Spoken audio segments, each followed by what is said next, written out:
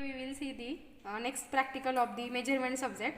The aim of the practical is calibration of single phase electronics energy meter. We have to find out the percentage error in the electronics energy meter by the calibration process. So we will start for the practical. This is the basic diagram for the energy meter. Energy meter has two coils, current coil and pressure coil.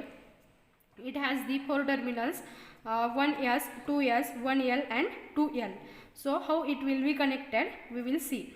1S and 2S will go to the supply side and 1L and 2L will connect to the load side. So normally 1S is connected to the positive terminal and 2S is connected to the neutral terminal, that means across the supply voltage, and the load is connected same. 1L is connected to the phase terminal of the load and 2L will be connected to the neutral terminal of the load. So this is the basic diagram for the energy meter for the 4 terminal. This is the circuit diagram for the practical conduction. For this conduction of practical, we need the 1 voltmeter, ammeter, 1 watt meter, single phase resistive load, and most important is our energy meter. So how it will be connected? The supply voltage is given to the supply terminals 1S and 2S. Corresponding to the load terminal, we have to connect voltmeter, ammeter. So 1L terminal will be connected to the positive terminal of the ammeter. Negative terminal of ammeter will connect to the M terminal of wattmeter. L will be connected to the positive of the load. Next, from this positive terminal, the voltmeter positive will be connected. Voltmeter negative will be connect to the 2L. Next one, M terminal and C terminal of the wattmeter, that will be short circuited, and the V terminal will be connected to the negative terminal of the voltmeter or negative terminal of the load. Okay. So this one is the practical setup for the conduction of practical. Here it is our electronics energy meter. Next, voltmeter, ammeter, wattmeter, and the resistive load. So firstly, we have to we are connecting the supply phases to the auto transformer, single phase auto transformer, positive and negative. This will be 1S and 2S. Next one is the 1L and 2L terminals.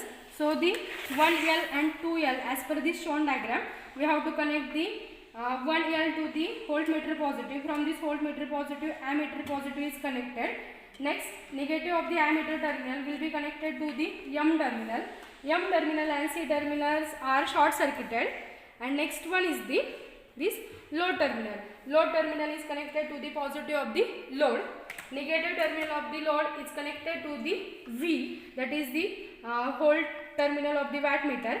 And last one is from this negative terminal we are neutralize the negative terminal of the voltmeter, and from this one we are connecting the 2L. So this circuit will be closed circuit, or we know that we are short circuited the last terminals of the load. Now we will take the readings. We have to take the readings of ammeter, voltmeter, next one wattmeter, and next we have to count the number of pulses in how many time, how many number of pulses will be taken by the aluminum disc. That means LED will glow how many times in the time in the second. So now we will see the readings of the practical. Now we will take the reading. Firstly, for the first reading, I am taking the time for the 60 second. For the 60 second. So first one, I will take the reading of ammeter. So here we can say that for the full load, the current is showing, and the current it will be equals to 3.6 ampere. Voltage is given. Voltage it is equals to. Voltage is given nearly equals to 185 volt. Corresponding to that one, corresponding to this voltage and current, the consumption of power, it is indicated by the wattmeter. So here we can say that our wattmeter shows the reading 715 watt.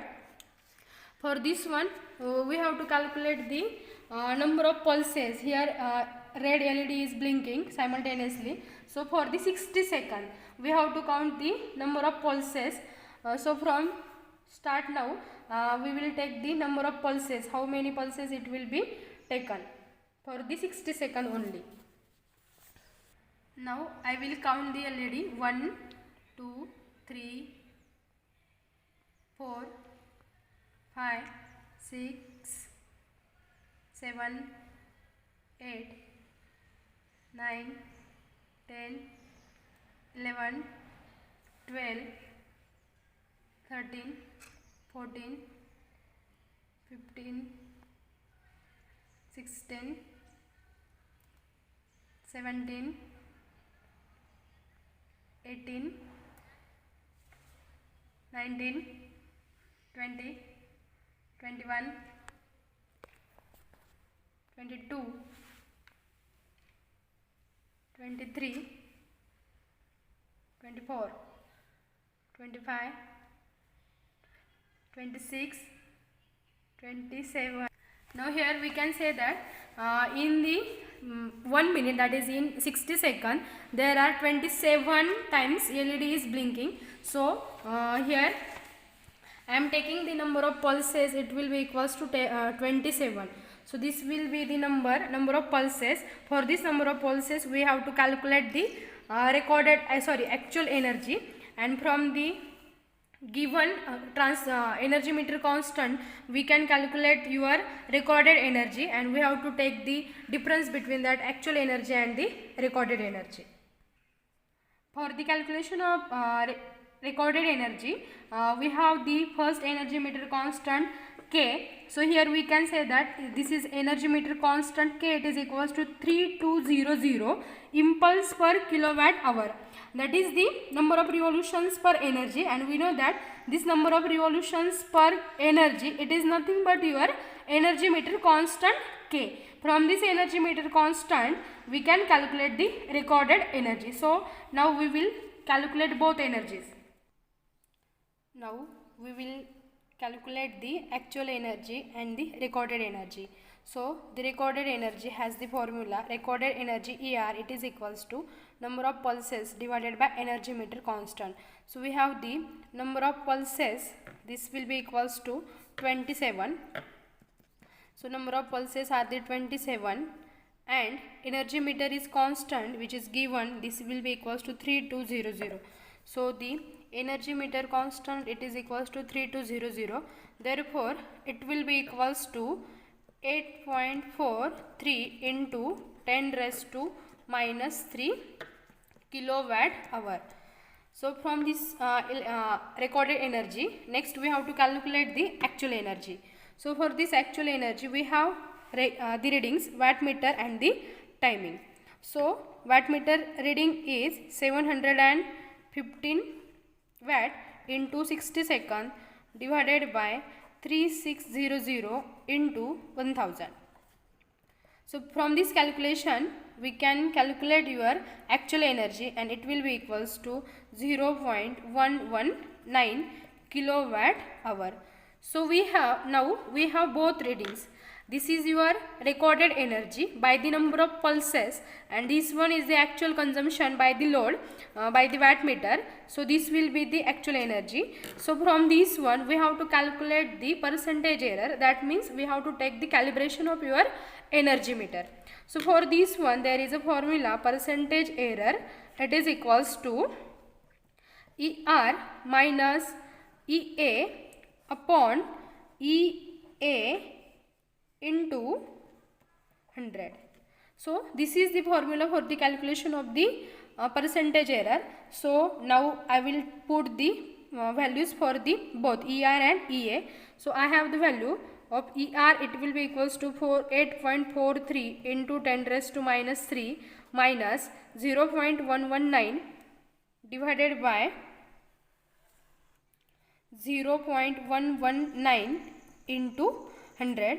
So here we can calculate the percentage error, that will be equals to minus 29. So here the percentage error, it will be equals to minus 29.15%. That means we had calibrated the energy meter. That means we had calculated the percentage error from the recorded energy and the actual energy. So here we can say that there is the most calibration is most important for the any equipment or for the any device.